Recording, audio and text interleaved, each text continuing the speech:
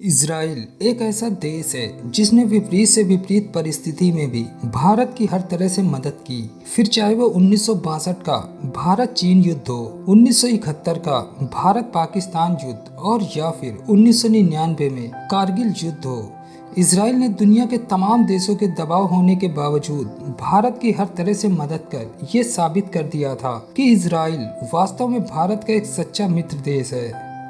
दोस्तों, आज की इस वीडियो में हम जानेंगे कि अमेरिका जैसे देशों का दबाव होने के बावजूद इज़राइल ने कैसे हर तरह से भारत की मदद की। तो बने रहिए वीडियो की लास्ट तक। तो नमस्कार दोस्तों, नेशनल फैक्ट के एक और नए एपिसोड में आप सबका स्वागत है। दोस्तों, इज़राइल और भारत का उदय एक ही वर्ष यानी 1947 में हुआ था। हालांकि आधिकारिक तौर पर इज़राइल को स्वतंत्रता सन 1948 में मिली। इसी के शुरुआती कुछ सालों में दोनों देशों के संबंध कुछ अच्छे नहीं रहे, क्योंकि 1947 में भारत ने इज़राइल को एक देश के तौर पर मान्यता देने के विरोध में वोट किया। इसी तरह एक बार फिर से 1949 में भारत ने संयुक्त राष्ट्र में इज़राइल को सदस्य देश बनाने के विरोध में वोट कर दिया। इज़राइल की आज़ादी से करीब 2 सालों तक भारत का पक्ष हमेशा इज़राइल के खिलाफ ही रहा। बावजूद इसके जब जब भारत ने इज़राइल से मदद की गुहार लगाई, तब तब इज़राइल ने एक सच्चे मित्र की तरह भारत की हर तरह से मदद की। 1962 के युद्ध में इज़राइल ने की भारत की मदद।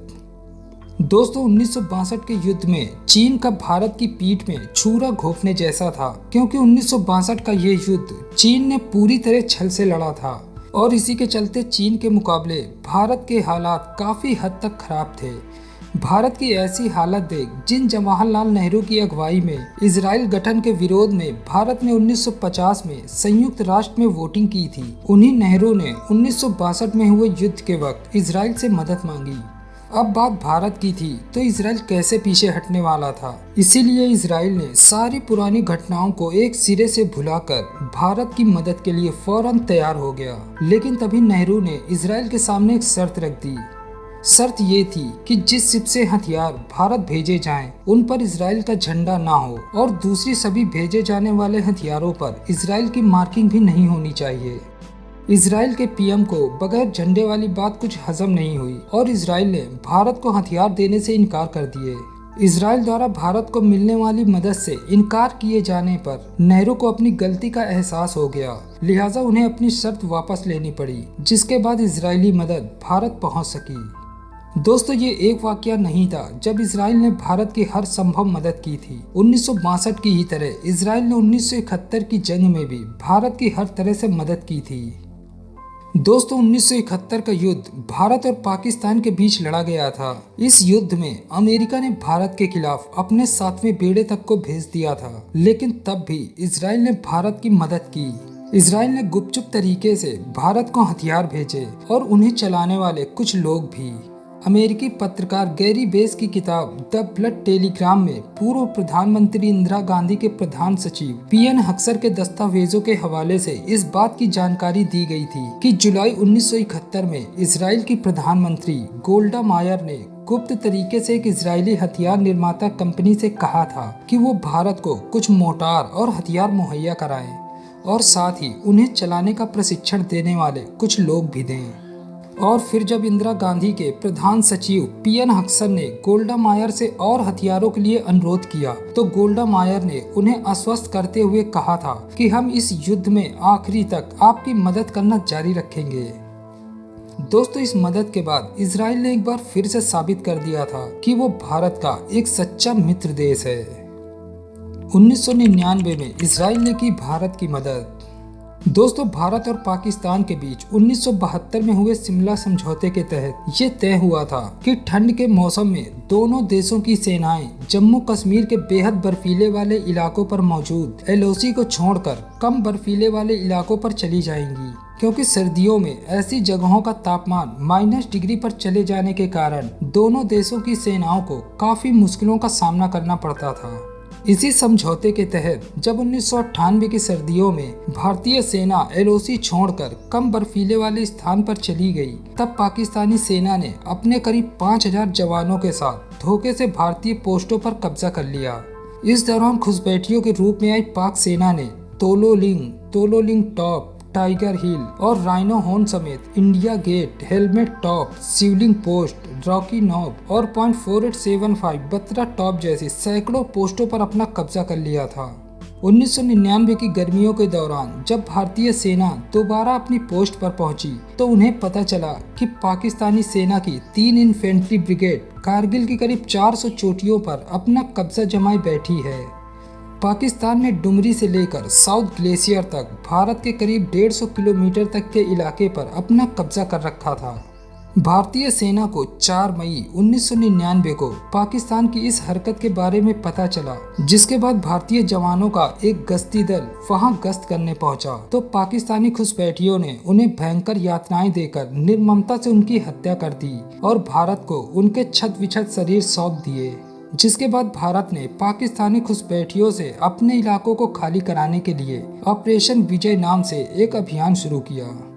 दोस्तों, इस युद्ध के दौरान जहां पाकिस्तानी घुसपैठिए पहाड़ों की ऊंचाई पर बैठे गोलीबारी कर रहे थे तो वहीं दूसरी तरफ भारतीय सेना के जवान निचले इलाकों से उनका सामना कर रहे थे, क्योंकि भारतीय सेना दुर्गम पहाड़ी इलाकों में लड़ने के लिए सक्षम नहीं थी, क्योंकि जवानों को ना तो कभी इसकी ट्रेनिंग दी गई और ना ही उन्हें ऐसे हालातों को संभालने का कोई अनुभव था। बावजूद इसके भारतीय सैनिक पाकिस्तान को खदेड़ रहे थे। इस बीच खबर ये भी थी कि सेना से जवानों को सीमा में रहकर ही दुश्मनों को खदेड़ने के निर्देश थे, क्योंकि भारतीय सेना अगर एलओसी पार कर जाती तो ये युद्ध और भी विकराल हो सकता था।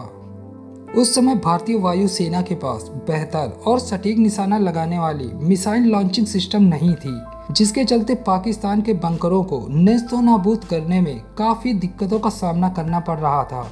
युद्ध के दौरान पाकिस्तानी सेना ने भारतीय वायु सेना के कैनबरा PR-57 विमान को ध्वस्त कर दिया, जिसके चलते भारत की टोही व्यवस्था पूरी तरह से टूट गई और अब ये लड़ाई सिर्फ जमीनी और सैनिकों के आदम्य साहस पर ही टिकी हुई थी।